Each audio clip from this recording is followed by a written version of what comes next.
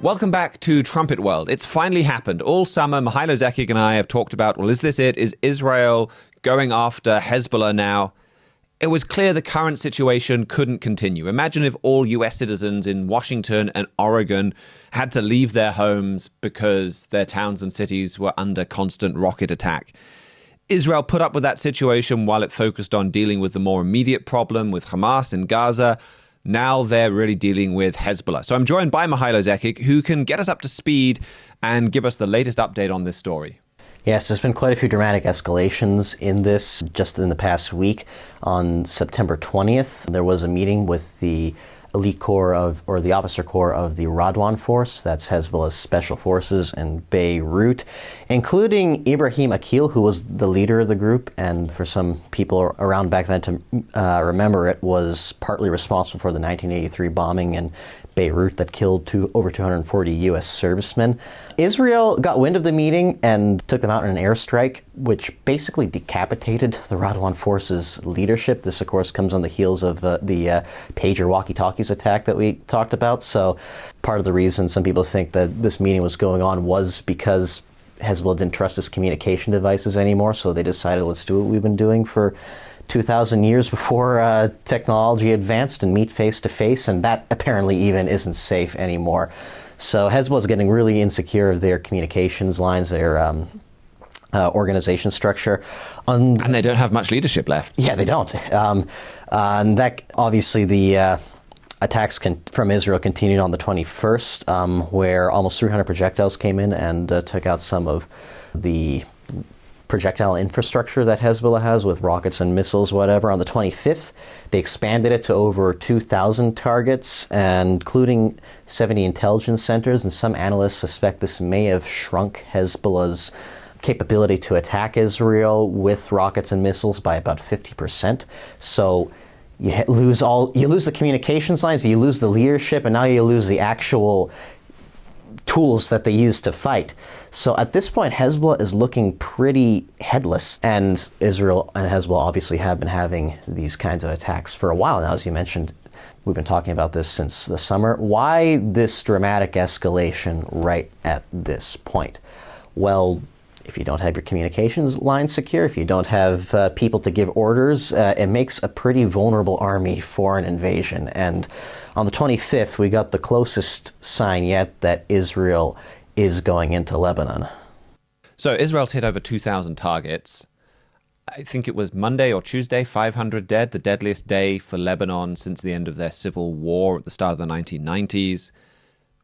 A very dramatic attack, much more so than the strikes that we've had from Israel that have been ongoing since October 7th. This was on a much higher scale. Now, there's been all kinds of discussion, accusations of them hitting civilian targets.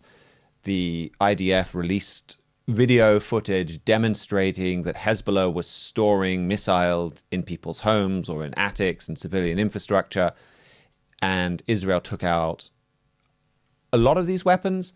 How do you have a good feel for how much of Hezbollah's capability has been taken out in those kind of strikes? The Israeli government is estimating it could be as high as 50%. I guess it depends. 50% of the arsenal, they're like what type? Because Hezbollah has the much bigger long-range missiles, almost like cruise missiles type of capability that Hamas doesn't have. Well, plenty of those have been eradicated, but I mean, even if you take 50% of, like, the U.S. estimates that Hezbollah had about 150,000 rockets at the start of the war, like, that's still thousands of, like, various types anyway. So just because things have been reduced, that doesn't necessarily mean that all's in the clear. Like, if war were to break out today, Hezbollah still has well more than enough to turn Tel Aviv into rubble and overwhelm Iron Dome doing it.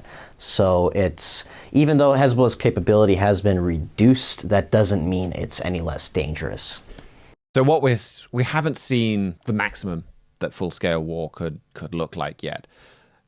Now, I guess then after that, the discussion has shifted to Israel. Is Israel going to send in ground troops? The tempo of the missile attacks has decreased since earlier this week. I think there still are Israeli strikes, but not on that same scale. Do you think Israel's going to send in ground forces next? Well, I don't have to think anything. They've said as much. On the 25th, Herzi Halevi, who's the Israeli Defense Forces chief of staff, the IDF released a video of him visiting soldiers on the northern front and Halevi was talking to them, and he openly said, "You guys are going into Lebanon." I could quote that from the film they released. "Your military boots will enter enemy territory. Enter villages that Hezbollah has prepared as large military outposts with underground infrastructure, staging points, and launch pads into our territory to carry out attacks on Israeli civilians. Your entry into those areas with force, your encounter with Hezbollah operatives, will show them what it means to face a professional, highly skilled, and battle-experienced force." End quote. If your chief of staff is going to say that for the whole world to see, I think that's as good of a sign as you can get. Or it could be a threat. It could be. We want to make it look like we're going to send in ground troops to try and get Hezbollah to back down. So I think it is still possible for both sides to step away from the brink. So ground invasion could be on the cards. One of the really interesting things I think we saw this week is also Iran's response from some of the other countries potentially mobilizing to combat an Israeli response on some other fronts. Yes. Now, a little caveat, we don't really have many details on what all this means. We're working with the bare bones, but Haaretz on the 24th reported that roughly 40,000 militia members, soldiers, terrorists, whatever you want to call them, have grouped together from Iraq, from Yemen, and even from Syria itself, on Syria's border with the Golan Heights in Israel, apparently waiting for Hassan Nasrallah, the leader of Hezbollah, to give them the go-ahead to join the fray with Israel. A lot of people estimate Hezbollah's fighting force in general to be about 50,000 people. So this is almost doubling the number of people that would be fighting with Israel if a northern war were to break out in active warfare. And also, this would also mean the fighting would open up in a new front in Syria. And Bashar Assad's very reluctant to enter the fray. He'll obviously let Iran use his territory. He'll let Hezbollah use his territory. But with his actual military, unless if there are Israeli boots on the ground, he tries to stay out of the fighting as much as possible. If this were to happen, this would be a game changer, and Assad probably couldn't deal with that any longer. And the sources that Haaretz cited said that if push comes to shove, we're going to let Assad know we're not going to tolerate these people on our border. So Assad may not even really be able to make a choice. Israel might make the choice for him. So we could be seeing a threat then against Israel, potentially in the Golan Heights, which has been less involved in this conflict than other parts of Israel that more directly border Lebanon. And this is I think, an unconfirmed report from Haaretz. There was a strike on the port city of Eilat that came from one of these Iraqi militia groups this week. So we do have actual attacks that are coming from these Iraqi militia groups. Well, they themselves have said that if active fighting breaks out, we're pouring over the border. And for a long time, we've been saying, all the way since the 1990s, Iraq is going to fall to Iran. And that's happened. And the news this week just really drove home to me the implications of that. That you just need to get a map out, and Iraq falling to Iran brings Iran a whole lot closer to Israel. It reduces that strike distance a lot. And so whether or not we see these troops get involved, whether or not we see a ground invasion, I think this shows the power that having Iran having free movement of its militia all over Iraq, what that gives them in their ability to strike Israel. Maybe they won't use that power to the full this time, but there's coming a time where they will. Yes, as you said, this is not even on the same threat level as what Hamas did on October 7th. I mean, as bad as that was, we haven't seen the kind of tank-to-tank carnage that maybe could have happened because of the war in Gaza, but didn't. Iran, for its part, has been trying to restrain Hezbollah for the past few months on giving Israel an excuse to start this bigger war, because they know that Israel is tired of Hezbollah and they have the will to get rid of Hezbollah. At this point, Hezbollah has been Iran's number one insurance policy, I guess you could say, against Israel with all those rockets. Like, if you behave badly, we can overwhelm Iron Dome, etc. And Israel is going after basically the root of the problem, in Lebanon at least, and neutralizing that insurance policy. If war were to break out between Israel and Hezbollah, first off, Halevi, for his part, suggested, it's going to be, within the border communities to get rid of that infrastructure. If the IDF makes it that far, there's not going to be much stopping them from going all the way to Beirut and getting rid of Hezbollah once and for all. And Iran knows that. And if war breaks out, could we see Iran escalate its own involvement and start mass sending in people to help in Hezbollah? Could we see Assad do that? I don't know. Could we see those thousands and thousands of rockets being sent over to try and overwhelm Iron Dome? There's a decent chance it probably will happen if Hezbollah has nothing left to lose.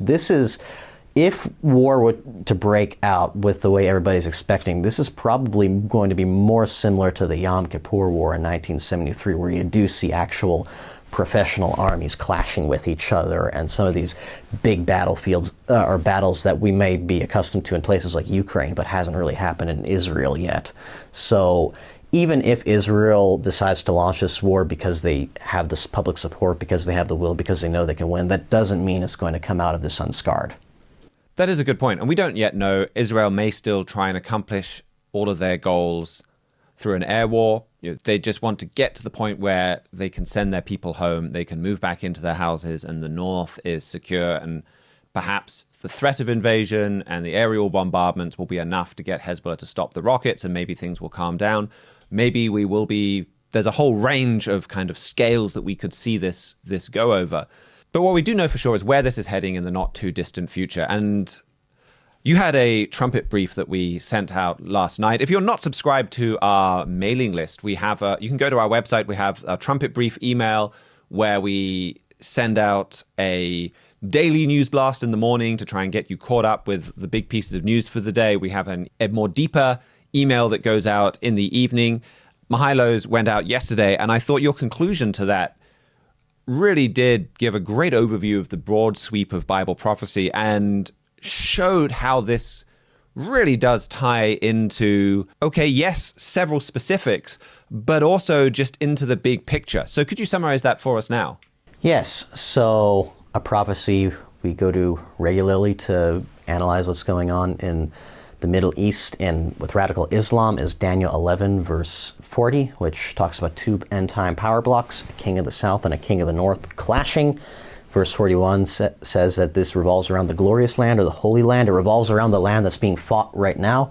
And since the 1990s, our editor-in-chief has pointed to the king of the south being radical Islam, led by Iran, but including its proxy empire, and the king of the north, which is a German-led European power that actually, at least at first, appears to be helping out the Israelis and being on their side. What does this have to do with Syria and Lebanon? Well, another prophecy in Psalm 83, which refers to Asher or Assyria, the ancient peoples of Germany, and an alliance they make that has never happened in history, which is how we know it's a prophecy, refers to different Middle Eastern groups joining Assyria, joining the king of the north, and these include the Hagarenes, which are the ancient peoples of Syria, and Gebal or Byblos and Tyre, which are to this day still cities in Lebanon. And because of that, our editor-in-chief, Mr. Fleury, has pointed to Lebanon and Syria at some point leaving the Iranian camp and joining the German camp, joining, I guess you could say, the more western side of the two. And going back to Daniel 11, I mentioned its proxy empire. You go to verses 42 and 43, and it talks about some of those countries that will be allied with Iran: Egypt, Libya, Ethiopia. All of them are to the south of Israel. Iran's main focus at this point with Lebanon, with Syria, is to the north.